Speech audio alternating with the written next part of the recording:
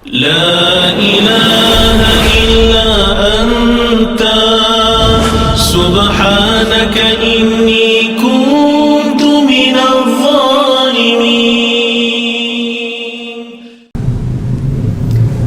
Bismillahirrahmanirrahim. Assalamualaikum warahmatullahi wabarakatuh. Alhamdulillahi wa kafa, wassalatu wassalamu ala ibadihi ladhistofa, wa ala alihi wa sahbihi wa man sara ala nahjihi faqad iktada. Asyhadu an la ilaha illallah wa asyhadu anna Muhammadan abduhu wa rasuluhu la nabiyya ba'dah. Allahumma sholli ala Muhammad wa ala alihi wa sahbihi wa man walah. Bapak Ibu yang dirahmati Allah, serta kajian ba'da taraweh yang insyaallah dimuliakan Allah. Alhamdulillah pada malam hari ini kita diberikan kenikmatan, nikmat iman, nikmat Islam, nikmat sehat, nikmat sempat, sehingga kita bisa hadir di kajian yang insya Allah diberkahi Allah ini. Mudah-mudahan apa yang kita lakukan memperoleh ridho dari Allah Subhanahu wa Ta'ala dan dijadikan sebagai amal kebaikan kita di hari akhir nanti. Selawat serta salam kita haturkan pada junjungan kita Nabi Muhammad Sallallahu Alaihi Wasallam, serta keluarganya, para sahabatnya. Mudah-mudahan kita termasuk pengikutnya juga yang senantiasa istiqomah sampai akhir hayat nanti. Amin. Bapak Ibu rahmati Allah, terima kasih ya yang sudah memberikan saya kesempatan untuk menyampaikan bila Ramadan meninggalkan kita. Tema ini sangat cocok. Ini kebetulan di Ashrul Awakhir di bulan Ramadan, di 10 hari terakhir di bulan Ramadan. Dalam istilah olahraga ya, kalau orang itu berada di last minute itu sangat krusial, apapun bisa terjadi. Barangkali jangan-jangan ya kita memperoleh Ramadan di akhir-akhir dan di hari-hari ini ya kita berdoa kepada Allah Subhanahu wa Ta'ala. Saya ingin memaparkan sedikit tentang flashback makna Ramadan. Ramadan itu artinya siddatul har, panas yang sangat luar biasa. Biasanya terjadi ya di Timur Tengah itu ya, bulan Ramadan itu bertepatan dengan musim panas. Kita tahu musim panas di sana luar biasa, sampai 50 derajat Celciusan, jadi lumayan panas. Kemudian arti Ramadan itu juga berarti remuk ya, jadi mungkin sesuatu dalam diri kita ya itu bisa remuk karena Ramadan, seperti itu, taromadho. Bahkan ya ulama-ulama salaf kalau tahu mereka fadilah ya Ramadan ya, beberapa ulama salaf itu mereka berdoa selama 6 bulan ya sebelum bulan Ramadan. Dan alhamdulillah ya banyak kejadian-kejadian yang itu membawa berkah bagi umat Islam ya di Sentaro ya, sepanjang sejarah umat Islam.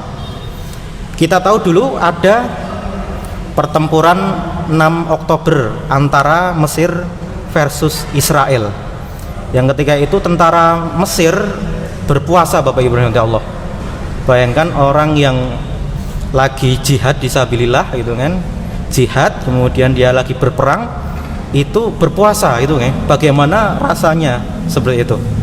Maka membawa keberkahan ya. Memang tidak ada yang dimenangkan, tetapi ketika itu ya Israel menarik pasukannya. Kemudian perang Badar Kubro dalam sepanjang sejarah juga tercatat di bulan Ramadan. Perang Ainun Jalut antara Mamluk versus Mongol ketika itu ya. Bapak Ibu rahmati Allah, tentang fadilah Ramadan saya kira banyak sekali ya kisah-kisah yang sangat menarik yang itu menginspirasi kita. Yang paling terkenal ya kita tahu ada hadis yang sangat masyhur, mimpinya Tolhah ya. Tolhah ini bermimpi ya, bermimpi ketemu 2 orang. Oke, makasih. 2 orang ini luar biasa ya. Satunya masuk surga dahulu, dan ini orang yang meninggal di atas kasur itu ternyata masuk surga dulu daripada orang yang berjihad di jalan Allah ya. Kemudian Tolhah penasaran, ini mimpi saya kok aneh gitu kan. Nah, ketika itu Rasulullah sebagai penafsir, penakwil mimpi, ya, jadi di antara kita mungkin sering bermimpi, tapi kita nggak tahu itu mimpinya apa, karena kita nggak tahu dan tidak diberitahu hal-hal yang bersifat gaib, hal-hal yang bersifat metafisika, kita tidak diberitahu oleh Allah Subhanahu wa Ta'ala.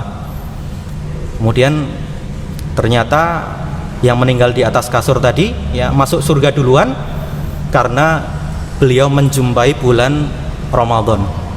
Kita bertanya, padahal amalan jihad itu luar biasa, kenapa orang yang meninggal di atas kasur lebih dahulu daripada orang yang jihad di jalan Allah? Ternyata menjumpai bulan Ramadan. Bukankah ia membaca Quran selama bulan Ramadan? Bukankah ia qiyamul Ramadan selama bulan Ramadan? Dan seterusnya. Oleh sebab itu, ya, Rasul bersabda, ya, ia mendapati bulan Ramadan dan ia berpuasa. Ia telah mengerjakan sholat ini dan itu, ya. Kemudian Rasulullah juga kembali, sungguh, ya, perbedaannya itu sangatlah jauh. Nah, Bapak Ibu rahmati Allah, setelah kita mengetahui fadilah bulan Ramadan, tentu yang harus kita lakukan itu adalah bersyukur kepada Allah bahwa di masa Covid ini, ya, di masa pandemi ini, kita masih diberi kesempatan untuk hidup. Berapa banyak orang yang mendahului kita, ya, baik itu masih muda, sudah sepuh, ataupun masih jauh di bawah kita usianya, meninggal gara-gara pandemi Covid-19. Ada beberapa hal yang sangat luar biasa, ya. Jadi hidup ini perlu disyukuri. Memang kita harus bersyukur karena hidup ini memiliki nilai di sisi Allah Subhanahu wa Ta'ala. Jangan kita mengatakan, oh, hidup ini nggak berarti. Padahal, ya, dalam agama hidup ini sangatlah berarti di sisi Allah. Kita berzikir, ya, alhamdulillah, subhanallah, itu kalimat yang ringan di lisan tapi berat di timbangan. Apalagi kita sebagai, ya, khalifah di muka bumi, ya, sebagai mandataris Allah, tentu memiliki, ya, kepentingan yang sangat luar biasa, bahwa hidup kita itu adalah bernilai di sisi Allah. Jangan kita bandingkan seperti orang yang, ya, mungkin ateis, mungkin, ya, bukan Islam dan lain sebagainya, yang ketika mereka itu sakit keras, ya, mereka datang ke dokter minta di eutanesia, minta disuntik mati. Ya, di Belanda, Bapak Ibu rahmati Allah, ya, seorang ibu, ya, ditinggal wafat anaknya, kemudian langsung minta dokter telepon, kemudian minta disuntik mati karena hidupnya sudah tidak berarti katanya. Padahal dalam Islam, ya, bagaimanapun, ya, hidup itu harus dipertahankan. La yatamanna ahadukumul maut, jangan seorang itu mengharapkan mati. Oke, harus optimis dalam hidup, ya. Janganlah berputus asa dari rahmat Allah. Jadi worldview kita sama orang Barat itu, ya, orang yang tidak percaya Islam, ya, sebagian, ya, itu sangatlah berbeda, ya. Mungkin di sebagian negara Barat dengan ilmu pengetahuan, ya, dengan ipteknya, ya, dengan sangat canggih, ya, negara yang sangat berat, punya peradaban yang luar biasa, ya, mungkin bisa melihat orang di sisi lain gitu, ya. Jadi orang itu bisa dilihat dari satelit gitu, ya, canggih sekali. Tapi mereka, naudzubillah, ya, sains dengan teknologinya, kemudian dengan peradabannya, tidak bisa membedakan mana orang hitam, mana orang kulit kuning, mana orang kulit putih gitu, ya. Aneh, ya. Jadi dengan peradabannya itu tidak bisa membedakan, ya, mana orang hitam, mana orang kulit kuning, mana orang kulit putih, mana orang Asia, mana orang, dan lain sebagainya. Dan tidak tahu menjelaskan bagaimana tujuan hidup. Tujuan hidupnya apa? Ya sudah, kalau sudah di dunia sudah wafat seperti itu. Maka diabadikan di dalam Al-Quran, in huwa illa hayatuna ad-dunya nahya wa namut. Ya, kita itu kalau hidup di dunia ya sudah selesai. Setelah dunia nggak ada kehidupan yang lain. Maka di sini ada seorang ulama dari Baghdad itu menulis di dalam bukunya Usulud Dakwah, mengatakan ada 3 pertanyaan yang sering diulang-ulang manusia sepanjang sejarah umat manusia. Yang 3 ini, yang 2 bisa dijawab oleh siapapun, tapi yang 3 ini tidak bisa dijawab oleh siapapun kecuali orang Islam. Apa itu? Yang ketiga, ya. Yang pertama, dari mana kita? Kemudian yang kedua, ngapain kita di dunia ini? Yang ketiga, yaitu setelah kehidupan di dunia ini akan kemana? Nah, sains tidak bisa menjelaskan setelah kehidupan dunia itu akan kemana gitu, nggih. Alam metafisik, gaib dan lain sebagainya tidak bisa dijelaskan. Maka Islam menjawab dengan apa? Inna ila rabbika ar-ruj'a, kepada Allah kita kembali. Masya Allah. Di kita ini setelah kematian ya nanti akan kembali pada Allah. Mudah-mudahan Allah memberikan kita husnul khatimah. Allahumma amin. Maka hidup ini ya menurut Islam itu sangat bernilai ya. Kita donor darah kepada orang yang membutuhkan ya, kemudian orang itu sehat dan dia terus hidup, seolah-olah kita menghidupkan manusia semuanya. Tapi kalau kita mohon maaf ya membunuh satu orang ya, faka'an nama qatalan nasa jami'an, seolah-olah kita membunuh manusia semuanya. Bayangkan Bapak Ibu rahmati Allah. Maka orang-orang yang tidak percaya Allah ya, itu mungkin hidupnya itu sempit sekali ya, memandang kehidupan akan kemana dan lain sebagainya. Bapak Ibu rahmati Allah. Nah, saya tadi matur tentang last minute ya, saat-saat ya akhir pertandingan ya, seolah-olah kita itu bertanding ya dan belum berakhir ini Ramadan ya. Kalaupun kita itu ya sudah tidak semangat ya, maka kita harus mencas kembali semangat kita ya, bahwa Ramadan masih ada dan kesempatan untuk memperoleh malam Lailatul Qadar sangat terbuka sekali ya. Orang bertanya-tanya kenapa kita sangat berambisi memperoleh malam Lailatul Qadar, karena bagaimanapun juga malam Lailatul Qadar itu sangatlah bernilai, seolah-olah dia itu beribadah selama 1000 bulan yang dikalkulasikan 83 tahun lamanya. Pertanyaannya, 83 tahun itu waktu yang sangat panjang, sedangkan umat manusia ya rata-rata Nabi pernah bersabda di dalam hadis yang diriwayatkan oleh At-Tirmidzi ya, a'maru ummati ma baina sittina ila sab'in wa aqallu ma yajuzu dzalika. Usia umatku kata Nabi rata-rata itu 60 sampai 70 tahun. Kalaupun lebih itu adalah bonus. Wa aqallu ma yajuzu dzalika. Kalaupun ada orang yang katakanlah 100 tahun, 110, itu sangat sedikit. Dan benar sabda Rasulullah sallallahu alaihi wasallam. Ada juga ulama yang memaknai hadis ini dengan apa Bapak Ibu? Dengan produktivitas. Ya, kalau sudah 70 tahun ke atas, 70 tahun ke atas itu sudah tidak produktif. Kalaupun dia itu mau puasa, katakanlah orang yang sudah sangat sepuh itu sulit. Makanya produktivitasnya itu ya 70 tahun ke bawah, 60 tahun ke bawah seperti itu.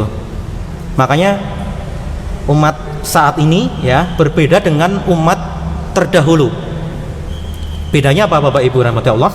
Umat terdahulu itu usianya panjang-panjang.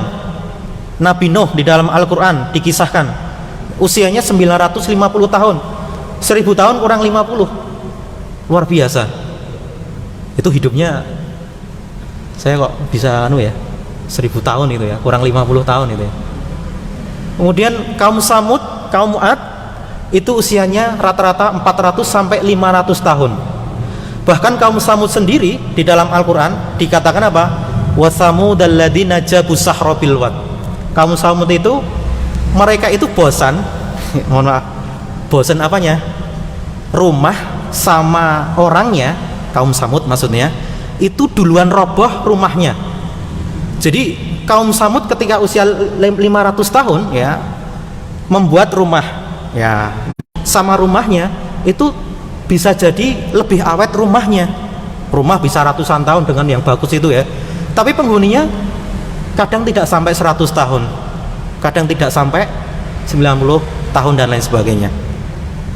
Maka Lailatul Qadar itu memberikan kita kesempatan untuk berusia panjang secara amal ibadah.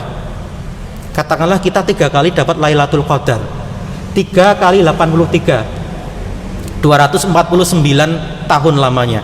Itu kalau 3 kali. Kalau kita menjumpai 10 kali, dikalikan saja. Jadi seolah-olah Allah memberikan pahala bagi umat Islam itu pahala yang sangat besar. Ya. Tapi umat terdahulu tidak diberikan seperti itu. Karena umat terdahulu usianya panjang, tapi ya seperti itu. Bapak Ibu yang dirahmati Allah. Oke. Nah, kira-kira amalan ibadah di malam Lailatul Qadar itu yang perlu kita persiapkan apa? Ada ulama dari Arab Saudi, Syekh Shalih Al-Maghamisi ya, itu mengatakan yang pertama, setidaknya kita itu banyak berdoa kepada Allah. Doa itu ibadah. Ad-du'a huwa al-ibadah. Ada hadis yang dhaif mengatakan ad-du'a mukhul ibadah. Tapi yang sahih ad-du'a huwal ibadah. Doa itu ya ibadah itu sendiri. Jadi kita itu malah diminta kepada Allah ya. Allah meminta kita itu untuk berdoa ya. Di dalam Al-Qur'an jelas sekali ya. Di dalam surat Al-Baqarah ya. Apabila seorang hambaku bertanya kepadaku ya, hambaku bertanya kepadaku wahai Nabi Muhammad, maka aku itu dekat ya. Allah itu sangat dekat Bapak Ibu rahmati Allah.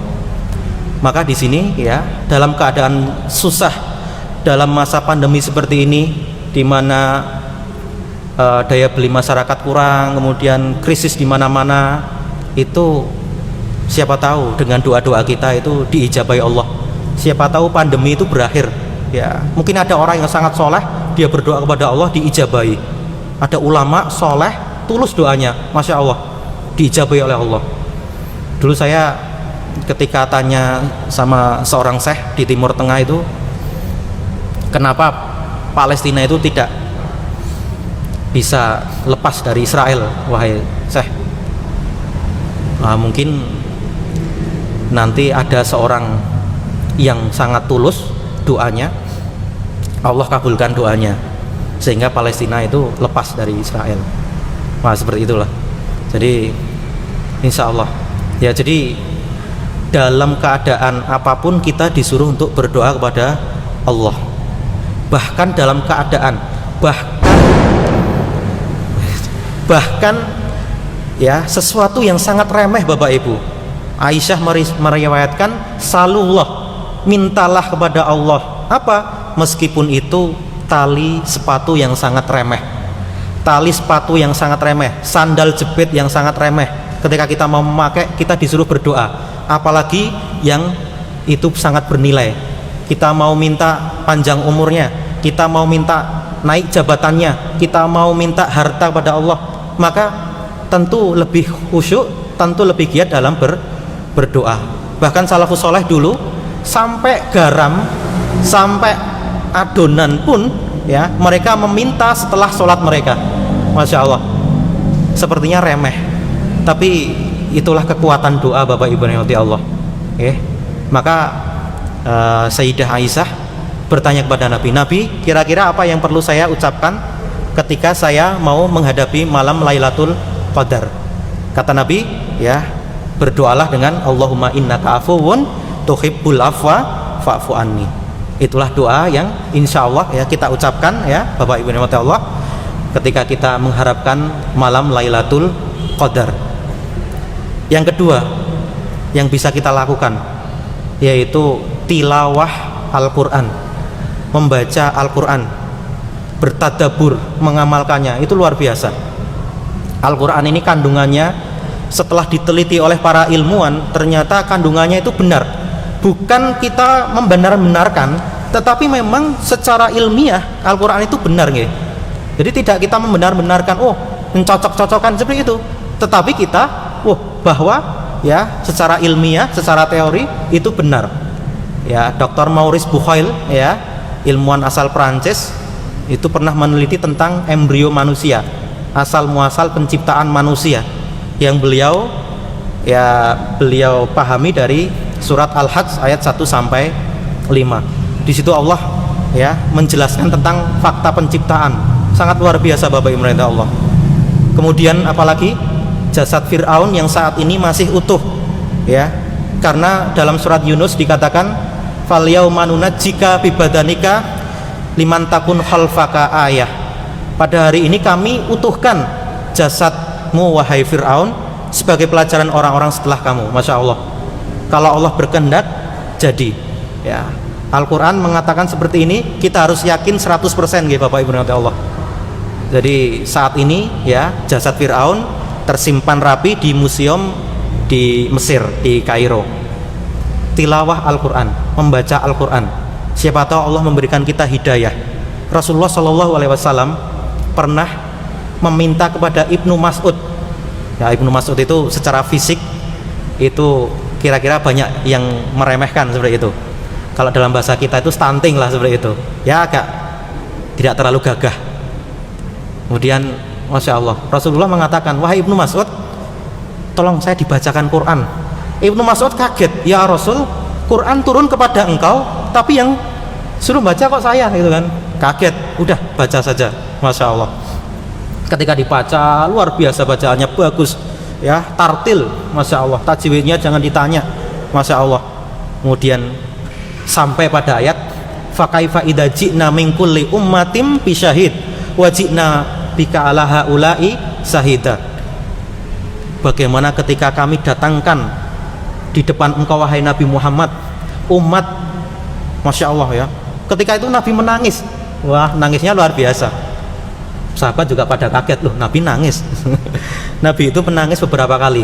Salah satunya ketika mendengar Al-Quran, kemudian berdoa. Kemudian Rasulullah wafatnya putranya yang bernama Ibrahim wafat. Kemudian Rasulullah menangis. Kemudian Rasulullah menangis ketika Ibnu Mas'ud membaca Al-Quran. Yakfi, cukup wahai Ibnu Mas'ud. Masya Allah. Bapak Ibu rahmati Allah, jadi orang yang diberikan Al-Quran, orang yang sering membaca Al-Quran, orang yang diberikan hidayah, Masya Allah, pasti wajilat qulubuhum, pasti hatinya bergetar. Kalaupun hati kita nggak bergetar, kita tanyakan pada diri kita, ketika azan dikumandangkan kok kita nggak terpanggil untuk sholat, perlu ditanyakan. Saya punya tetangga itu rajin sekali ya, usianya kira-kira 60 tahunan, rajin luar biasa. Saya tanya, Pak jenengan kok rajin? Kemudian beliau mengatakan, ngendiko, Mas saya itu nunggu panggilan yang ketiga aja kok. Wah, panggilan yang ketiga? Iya ya, panggilan yang pertama adzan, yang kedua haji, sudah saya lakukan semuanya ya, tinggal nunggu panggilan yang ketiga. Kalau panggilan yang ketiga ini sudah ya, saya sudah tidak bisa kembali lagi ke dunia untuk memperbaiki amal-amal saya. Makanya saya tuh semangat, Masya Allah, jadi saya termotivasi gitu ya. Beliau luar biasa ya. Nah Bapak Ibu yang dirahmati Allah, maka ya tilawatul Quran, membaca Al-Quran, mentadaburi itu sangat luar biasa. Maka ada ulama yang mengatakan ya bacalah Quran ya, bacalah Al-Quran ya, seolah-olah ia itu turun kepadamu. Pernah belum mendengar seperti itu? Baca Quran, kemudian kita tahu artinya, seolah-olah Quran itu turun untukmu gitu ya. Kalau orang baca WA itu ya, mungkin sekarang sudah bergeser ya, 4.0 dan lain sebagainya. Orang bangun tidur bacaannya WA. Orang-orang salaf zaman dahulu ya, di zaman sahabat itu begitu bangun tidur bacaannya Al-Quran dan lain sebagainya. Masya Allah ya, terkadang kita itu miris Bapak Ibu Allah ya, memang nggak apa-apa ya, oke itu informasi, tapi jangan sampai mengalahkan ya kita dalam membaca Al-Quran. Nah itu luar biasa Bapak Ibu Allah ya. Banyak orang yang tidak bisa melihat itu hafid Quran ya, mungkin di RCTI itu ya banyak sekali ya cerita-cerita, bahkan orang yang lumpuh otaknya tapi bisa hafid, bisa menjadi ahli Quran, Masya Allah. Maka bacalah Quran seolah-olah dia itu turun untukmu, untuk kita maksudnya ya, seperti itu. Yang berikutnya kata Syekh Sholeh Al-Maghamisi, kalau kita mau ya mempersiapkan malam Lailatul Qadar, yang perlu kita lakukan itu adalah sholat. Bagaimanapun juga sholat adalah tiang agama ya. Beliau mengatakan sholat apa?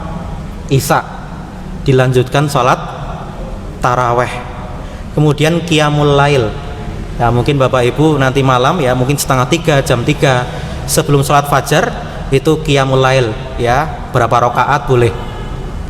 Kemudian jangan ketinggalan apa? Sholat fajar. Sholat fajar itu sholat subuh. Sholat subuh itu sholat fajar, seperti itu. Ada yang mengatakan, Mas, saya kan subuhnya kan kecepetan gitu. Ya Pak, berapa emang? Katanya 80 menit. Wah, dari siapa? Dari mana 80 menit? Nggak kecepetan itu ya. Memang ada penelitian ya, sampai itu 8 menit seperti itu ya. Jadi luar biasa Bapak yang dirahmati Allah. Sholat isya, lanjut sholat taraweh, kemudian sholat qiyamul lail, kemudian sholat subuh. Ya tentu lebih afdal berjamaah. Kata Nabi,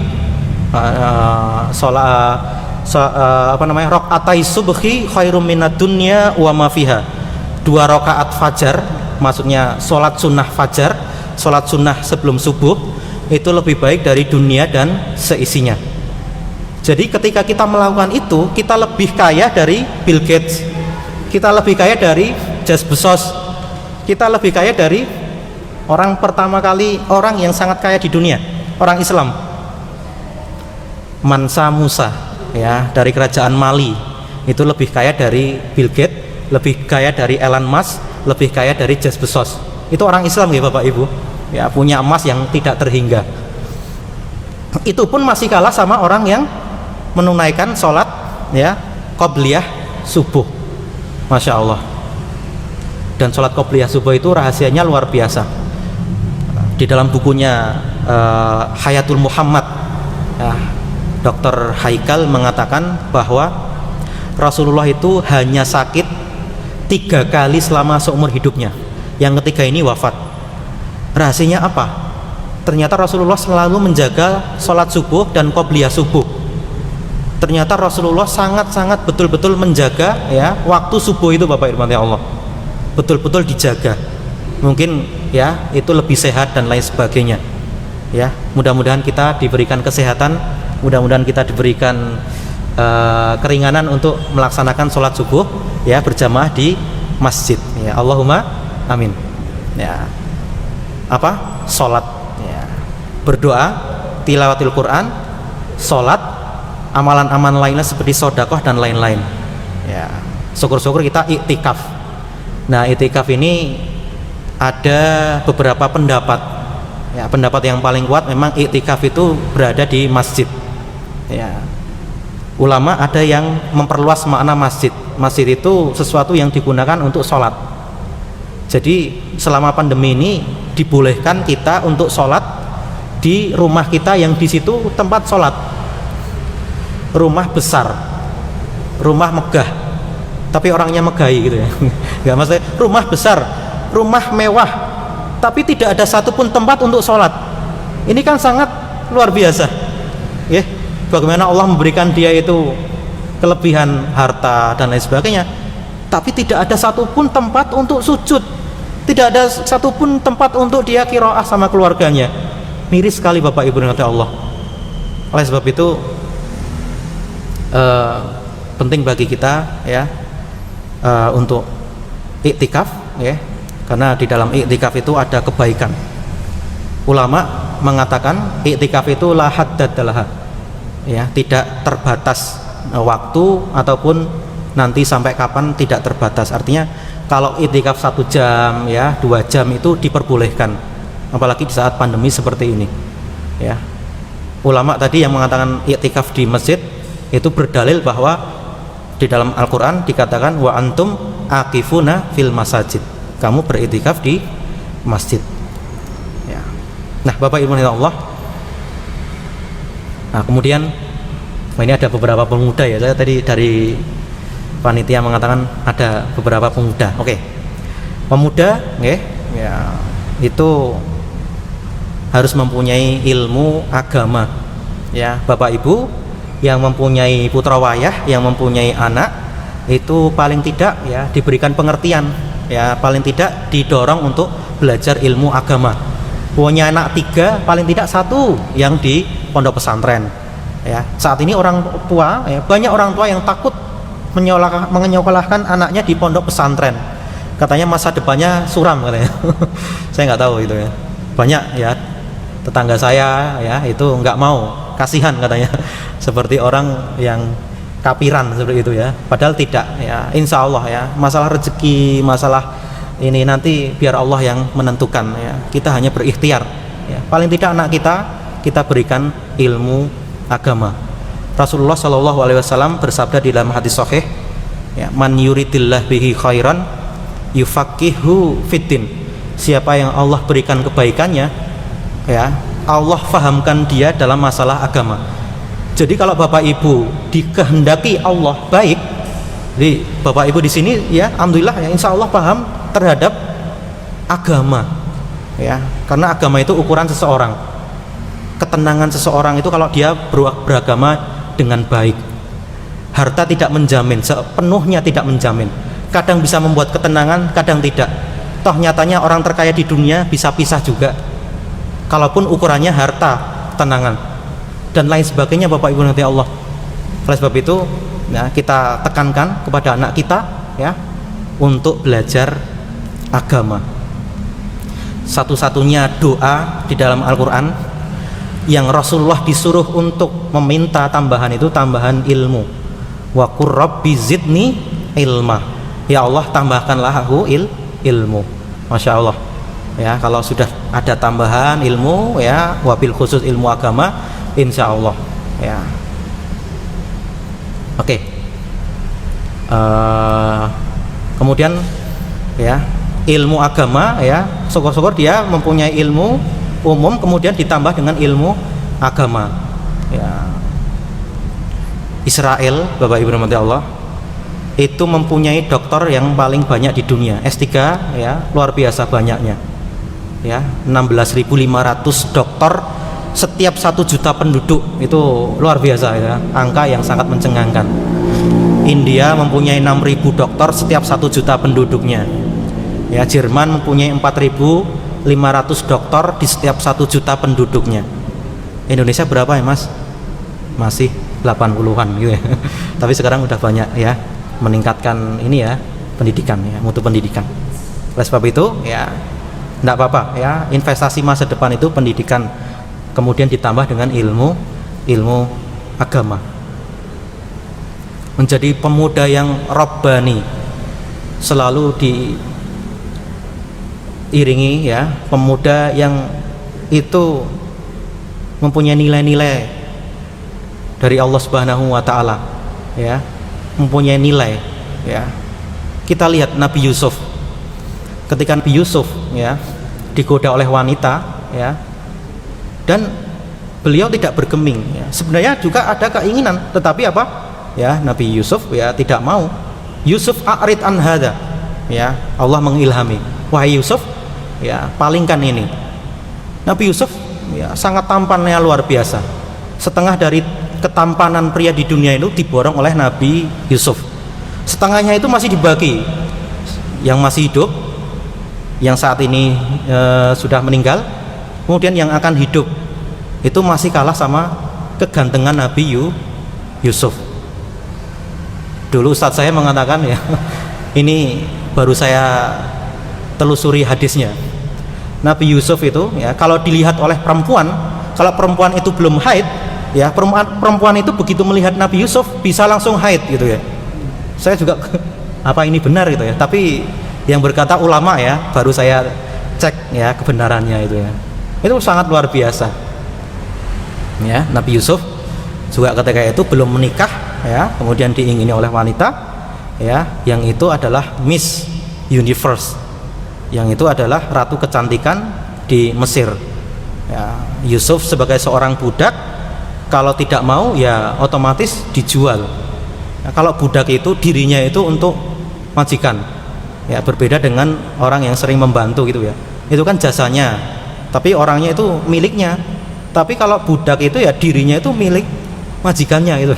Kalau nggak mau ya dibuang, kalau nggak mau ya dijual ya. Saat ini memang slavery ya, perbudakan itu sudah dihapuskan, tapi pada prakteknya di sebagian negara itu masih. Di negara Nepal Bapak Ibu itu masih luar biasa.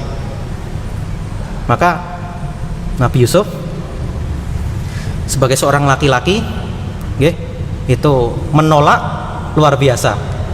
Ada laki-laki yang menolak gitu ketika diajak oleh wanita, tidak ya, jarang.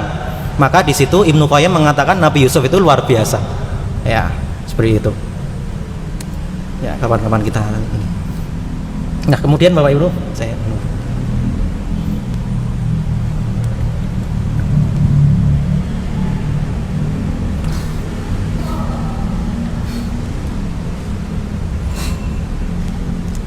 oke, nanti kita sambil tanya jawab nih. Istiqomah dalam beragama. Istiqomah itu susah. Ya, kalau yang gampang itu istirahat itu ya. Kalau istirahat itu gampang, mayar itu ya. Kalau istiqomah itu luar biasa. Ya, Allah berfirman di dalam Al-Qur'an, "Innalladzina qalu rabbunallah, tsumastaqamu tatanazzalu alaihimul malaikah alla takhafu wa la tahzanu." Orang yang istiqomah itu seolah-olah malaikat mengilhami, Masya Allah, diberikan ketenangan, diberikan Masya Allah kabar, ya, seolah-olah dia tahu tempatnya di akhirat. Wes rasa wedi melarat, bagi insya Allah masuk surga, Masya Allah. Wa absyiru bil jannah. Adakah orang yang bahagia? Adakah orang yang tidak bahagia ketika kita diilhami, ya, bahwa nanti di akhirat kita akan memperoleh kedudukan yang tinggi? Itu hanya orang yang istiqomah, ya. Dan istiqomah itu luar biasa, Bapak Ibu Allah. Kita lihat, ya, dalam setiap detik dalam kehidupan kita lihat ada orang meninggal, ya. Saya pernah menjadi imam sholat jenazah di Yogyakarta ini, yang mensolatkan Masya Allah sampai jalan-jalan, Bapak Ibu Allah. Ternyata orang itu menjadi pengurus masjid selama 25 tahun, dan dia selalu azan, istiqomah sekali hidupnya. Itu banyak yang mendoakan, mensolatkannya, luar biasa. Tapi kalau meninggal, yang melayat itu 15 orang, 20, itu pun yang 5 DC semua, debt collector itu ya. Kasihan ahli warisnya nanti, ya enggak? Nah, itu Masya Allah.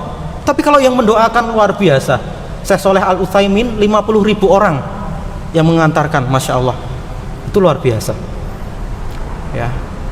Oleh sebab itu, Bapak Ibu rahmati Allah, maka sini perlunya istiqomah dalam beragama.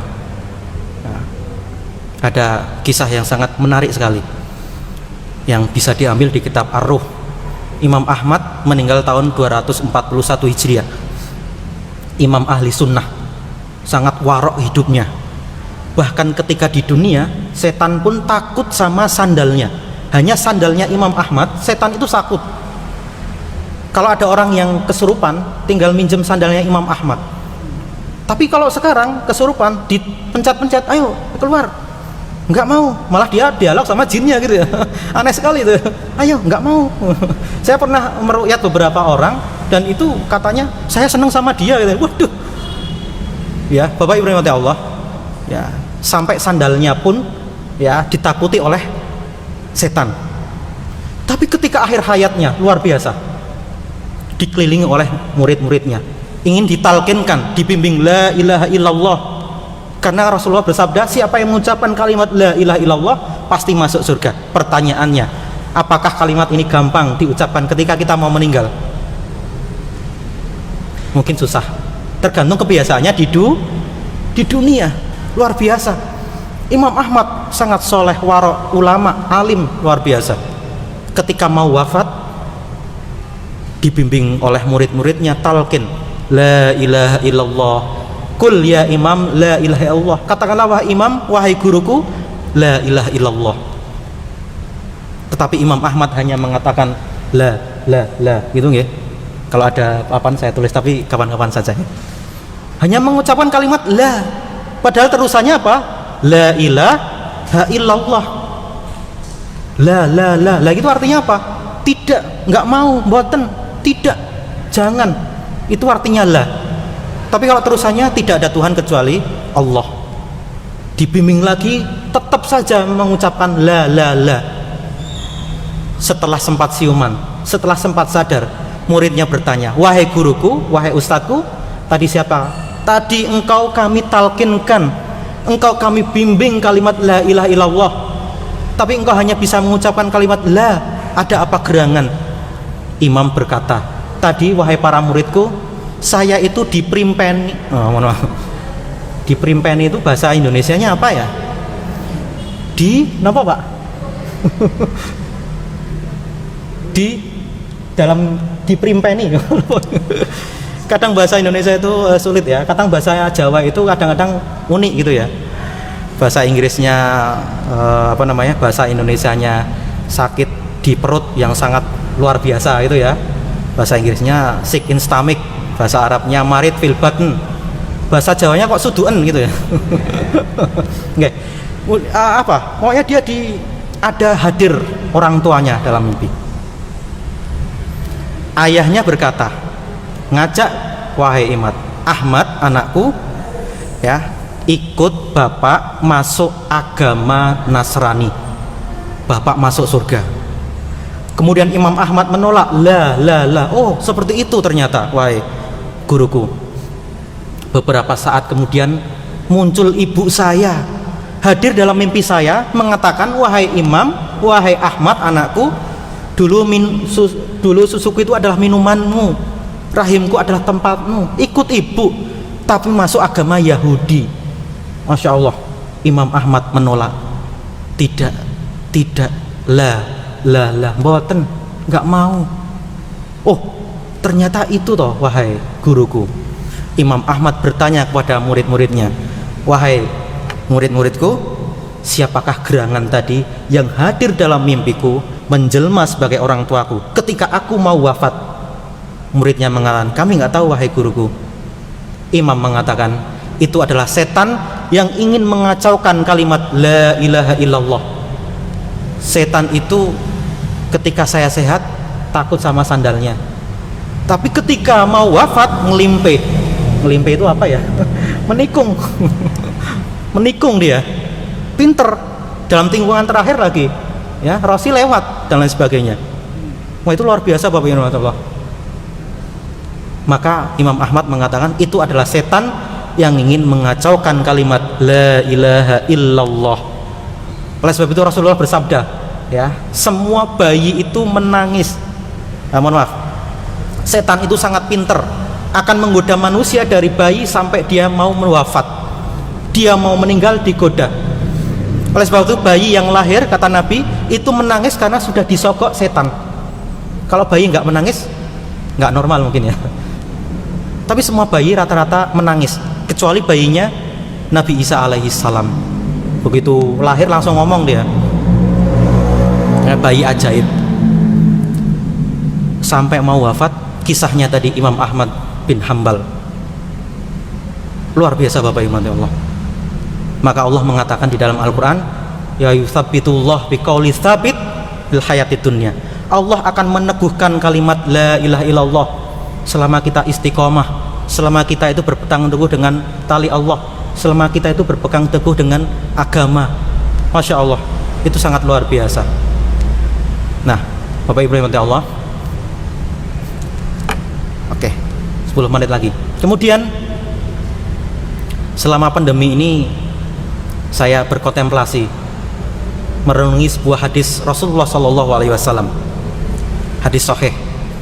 Rasul mengatakan, badiru bi a'mali fitanan kakita'im minal laili mudlimi yusbihu rajul mu'minan wa yumsi kafiran au yumsi mu'minan wa yusbihu kafiran ya bi'atinahu bi'aratim minad dunya.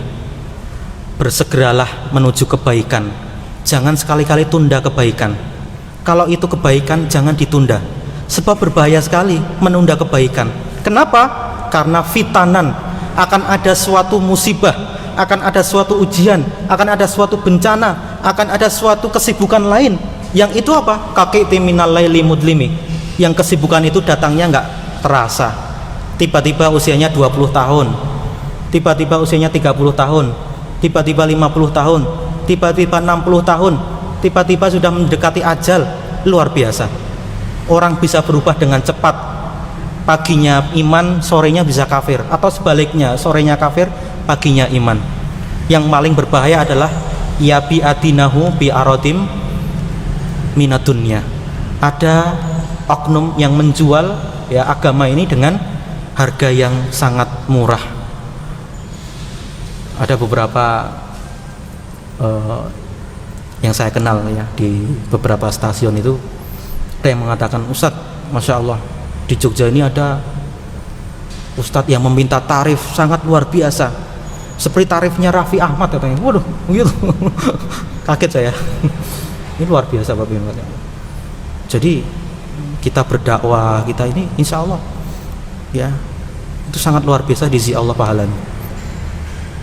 Itu ada orang yang oknum seperti itu, maka naudzubillah ya, maka naudzubillah ya.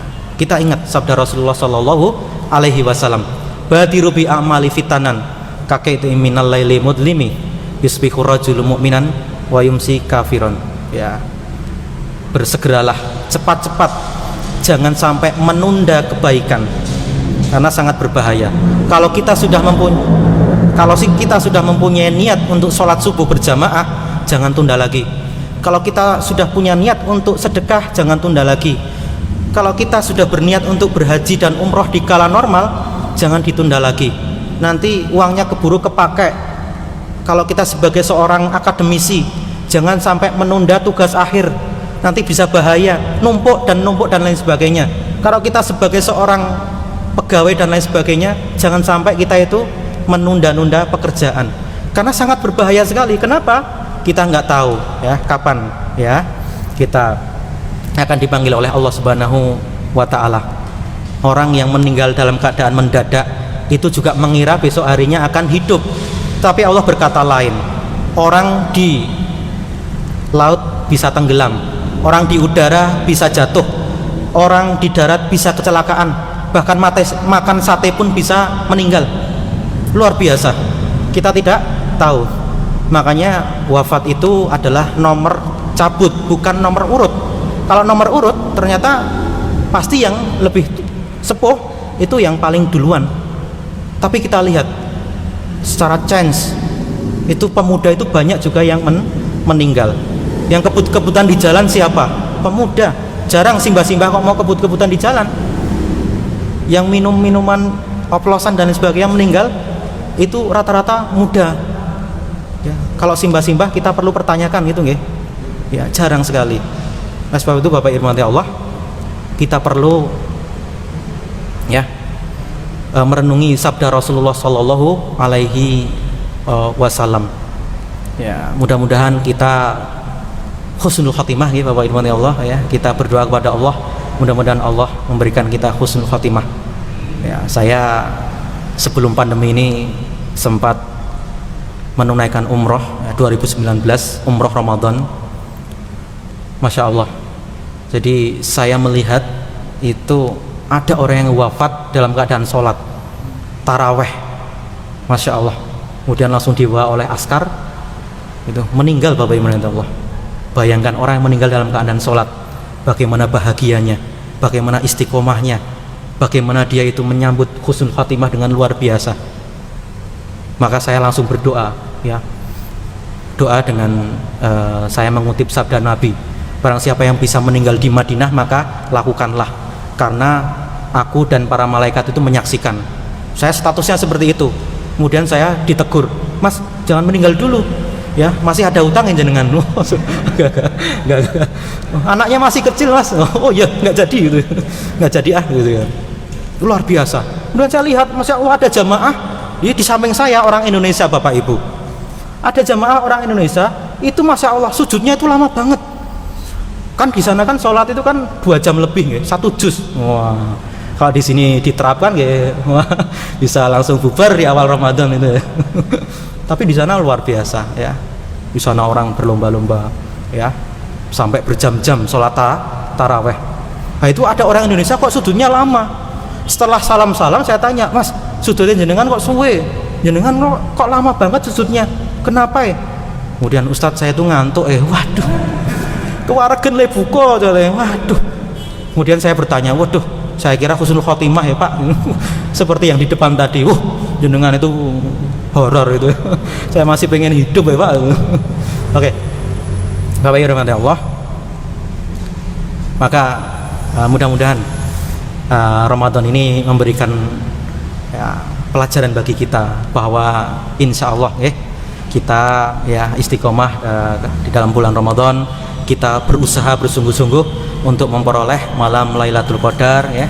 Jadi intinya bahwa sebenarnya Ramadan tidak meninggalkan kita, tapi kitalah yang meninggalkan Ramadan. Ramadan tahun depan ada, insya Allah.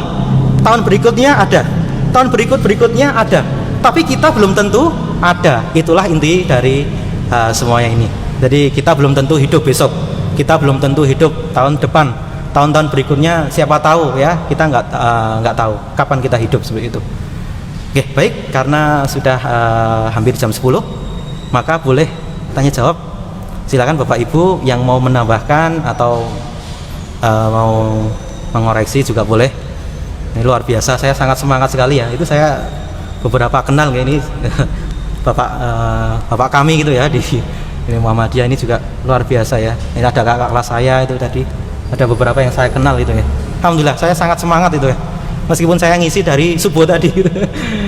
Non-stop gitu ya. Jadi nggak apa-apa ya. Saya semangat itu ya. Semangat. Oke, monggo Bapak Ibu, mungkin dari Mas Mbak ada yang mau berkomentar, kami persilahkan seperti itu. Dari saya cukup sekian ya. Oke, monggo.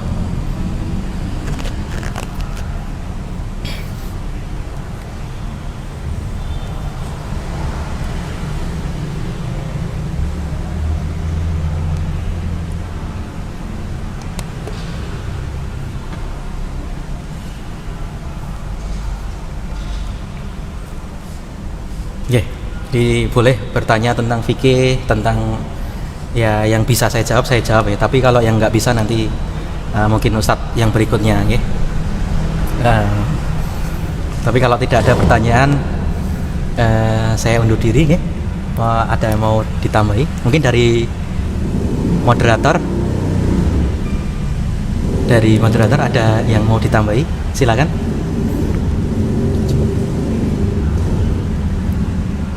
Oke, Bapak monggo.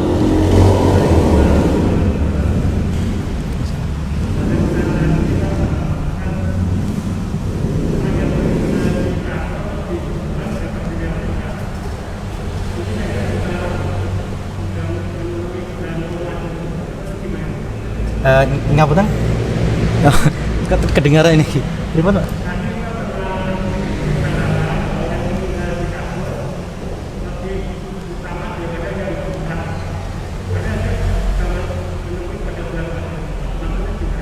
Oh, nggih.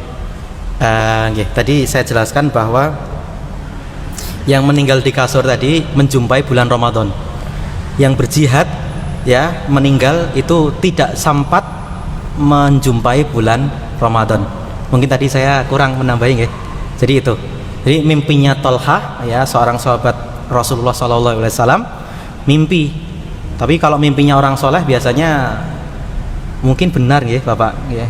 Mimpinya orang soleh ya, bukan primbon dan lain sebagainya, tapi mimpinya betul-betul luar biasa ya. Mimpi kok ini ada dua orang ya, yang satu ya diceritakan bahwa ini meninggalnya di atas kasur, kemudian dia yang satu ya meninggalnya di medan perang ya, berjihad di jalan Allah.